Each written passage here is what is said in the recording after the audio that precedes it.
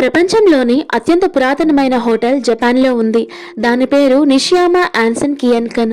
దాన్ని స్థాపించిన కుటుంబానికి చెందిన 52వ తరం వాళ్ళు ప్రస్తుతం ఆ హోటల్ని నడుపుతున్నారట. 20 లక్షలకు పైగా సరస్సులు, అంటే ప్రపంచం మొత్తం మీద ఉన్న సరస్సుల్లో దాదాపు 60% కెనడాలోనే ఉన్నాయి.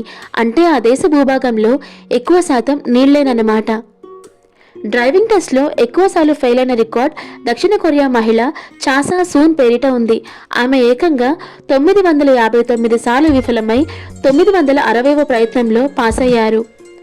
చెల్లింపులను నగదు రూపంలో చేసేవారి కంటే వివిధ కార్డులతో చేసేవారు సుమారుగా రెండింతలు ఎక్కువగా ఖర్చు చేస్తున్నారని ఓ సర్వేలో తేలింది. ఎక్స్ట్రీమ్ ఐరనింగ్ ఇదో విచిత్రమైన సాహస క్రీడ.